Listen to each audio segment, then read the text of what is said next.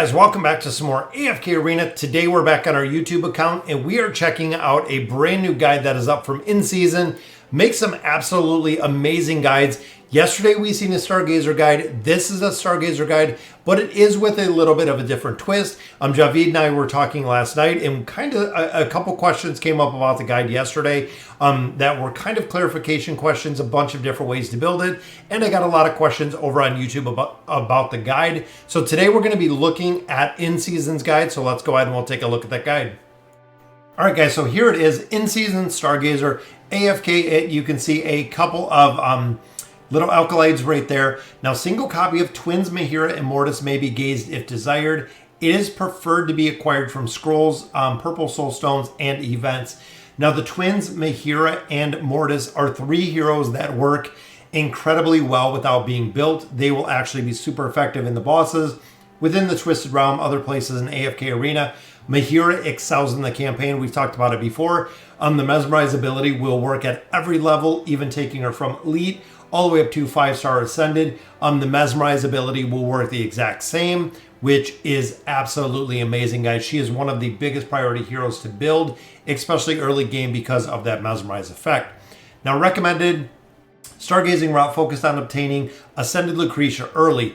Now, this differs from the guide that we seen yesterday, which is the reason why I really wanted to cover this with In Season. My recommendation is, when you look here, is getting the Twins and Mortis Mahira early. Again, it is desired to get them out of different ways than the Stargazer. But if you're to a point that you're not getting them, you're not seeing them from scrolls, you're not seeing them from soul shards or events, I would prioritize getting one solo copy of them. Now, if you are interested in doing the Abyssal Expedition, the heroes do have to be at Elite Plus, so you'd have to build the Twins and Mortis specifically a little bit higher than just that Elite ranking, so you can actually utilize those heroes within that area of AFK Arena gameplay. So back to the guide, guys. It has been recommended to rush Lucretia with the release of Scarlet and other mechanics. It is likely better to rush Scarlet and Stargaze slightly later. Now, the big reason for this, guys, is Stargazing priority really comes when you have the faction towers, and when you start hitting about floor 125 within the Stargazer, you will start getting, floor 125 within the faction towers, you will start getting Stargazer cards. Once you start getting Stargazer cards out of there, that is going to be kind of the income or the Stargazer cards that you're going to get on a regular basis as you're pushing progression within those faction towers. What happens is, if you start putting too many diamonds, if you start putting too many resources into a hero like Lucretia, Stargazing much earlier, especially if you are play to win, you're going to forego making progression within those faction towers, resulting in far less Stargazer cards, which again is not really an optimal investment, because essentially you're building Lucretia faster to go ahead and push the campaign a little bit, which doesn't quite have the benefit of pushing all 4 towers with heroes and then building them up from there. Again, Stargazing too early can be very detrimental to the account's progression. Although there is no optimal route, this is a decent guideline. This is definitely the general guideline, guys, that we've seen. Now, first off, Lucretia building to 1-star. The reason that we take her to 1-star is, of course, the engraving. Her and Ions are really the two biggest heroes when it comes to engraving within AFK Arena. She has the ability to absolutely solo teams, guys, which does incredibly well. Now, the second hero we look at is Ulna.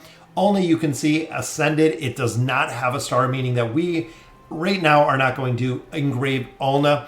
It is not really a requirement for the hero. Yes, of course, every hero does perform a little bit better, of course, with the stats, the abilities, whatever it may be, but it is not a requirement. Two things really for Ulna. The plus 30 signature item, 9 of 9 furniture, is a really big priority. Same thing with Lucretia. The plus 30 signature item, 9 of 9, really a priority out of there. Then we take Mortis to Mythic. Big reason for that, guys, survivability. Taking him to a plus 20 signature item actually does exceptionally well, which is the reason once we get him to Mythic, once we get him unlocked, signature items are unlocked, taking him to the plus 20 signature item. Now, Khazard is the next hero. Khazard going to a plus 30. That is right, guys, a plus 30 signature item at Mythic. Big thing with him is if you do not possess the plus 30 signature item on Khazard, he is not effective whatsoever. You want to build him to that plus 30 to get the duration of the buff that he brings with the plus 30 signature item. A 60% increase to the buff is the real reason to build Khazard. Works incredibly well if you do have that signature item built. Then we look at Helos. So Helos is actually a hero we're taking to the 1-star, again for the engraving factor. He's a hero that you want the plus 30 signature item, 9 of 9 furniture. You also want the plus 60 engraving. Plus 60 engraving actually yields a shield, which is an energy regeneration shield if you have the plus 60 engraving, making him incredibly strong when it comes to building him out. Now Zorath, again, he is a hero we do take to 1-star for the engraving. He is a hero that, again, the plus 30 signature item, the 9 of 9, he does an incredible amount of damage, which I think a lot of players do overlook, but Zorath does an incredible amount of damage, especially if you have that 3 of 9 furniture. You have to have 100% priority, but when you get the 9 of 9 furniture, he gets a really strong damage boost, which is if you're utilizing him with the campaign, which most players do. You want to build him up a little bit further. And then, of course, we take Mahira up to Mythic. Getting her signature item to a plus 20 works pretty well. Not a super big rush, again, with that Mesmerize effect, her ultimate ability. It works regardless of where she is, but she'll get to a point where she is dying out, which means you got to build her up a little bit higher for the survivability aspect. So this is a very kind of an early guide of the Stargazing priority, but you can see within here, Lucretia, again, is a hero. In breaking it down meta comp wise, Lucretia is a hero, works in the 5-pool, works alone, works in a bunch of different comps as a solo carry. Ulna, of course, we have Ulna Grez, we have Ulna Daemon, works incredibly well within those formations, giving Grez time to build. And of course, Grez you want to build for the Twisted Realm. Now, Mortis we see in a couple comps, including the Raku or Kren. We also see Mortis within the team comps with Ainz and Albedo. Go ahead and buff up Ainz, making him that much stronger. And then looking at Khazard and Mahira are the two that make up the Charmazard comp, which again works incredibly well with a combination of Zorath. So Zorath is running that formation a consistent amount of time. We see Brutus running the formation. We see Zorath running the formation. Couple different builds out there. And then we have Helos. We've actually seen him in a Mishka formation with Raku. There's been a couple different formations that we've actually seen him built into that has worked incredibly well when it comes to the metacomps.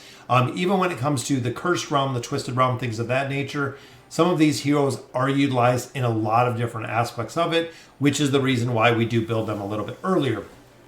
Now, advancing the heroes. Heroes can be built in whichever order you desire. Honestly, whoever you want to build. Mythic Twins are primarily for events. Twisted Realm, Cursed Realm. Big thing with getting them to Mythic. As we can see right here, Inseason did take them up to Mythic. Big thing with that, of course, is the survivability issues that we have with them. If you still have them only built up to Elite, chances are when you start getting more of the heroes built, these heroes are going to die out super fast, which is absolutely horrible, guys, because if the twins are not lasting the full minute 30 of a battle, it is time to build them up further. Now, you may go Ascended or 1-star if you desire. Frampton is a very late game consideration and by no means mandatory. Even on my account, as far as we are in Chapter 40, I do not have Frampton built. I've actually went with Zafriel right now. I believe he is going to be the next one. If I do not build Audrey right now, I think Frampton is going to be the next one. Lucretia, you can see right here, they take her to 3 stars.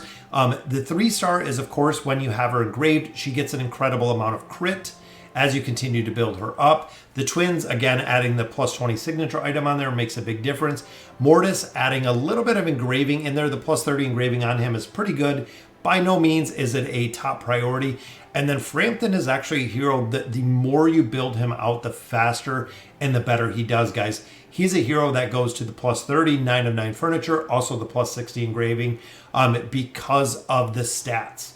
Now, when it comes to heroes in AFK Arena, the stats really make a difference when it comes to damage dealers in particular. So again, when you look at Lucretia, when you look at Frampton, heroes of that nature, even Zorath, the damage that they do in there is just multiplied when it comes to building out and developing all of these heroes within Stargazer. All right, guys, so that'll do it for today's guide. You can see all of the accreditations in season here: Grindfest, Insign, Ciro, Bob 49, Godalin, Vonti, and Jono. A lot of people put a lot of efforts into the guides. We know Zappy is no longer creating the guides, so we are pretty limited to what we get. But the guides that are still coming out are absolutely amazing. That is why I love covering them, getting some more exposure out there, and making sure that more people do get these guides. Now, one of the things that I do want to point out, I will put the link to the guide down below. Make sure you bookmark these guides. As it goes for Reddit, putting these guides up on Reddit, most of them are pretty short-lived because there are so many posts and so many people putting so much content up on Reddit. It's hard to keep the guides up to a top. There was a point where we had all the guides kind of separated and segregated out, but as of right now, guys, bookmark these pages, and as they get updated, so as In-Season goes through here and he does update all of his guides, you can bookmark the new guide in that location, making sure when you have a need and when you have content for AFK Arena that you really need to reference, you can do that very seamlessly. So guys, again, that'll do it for today's guide. Big shout out to In-Season. Absolutely love the content creation that he's coming out with. And as always, thank you guys for watching.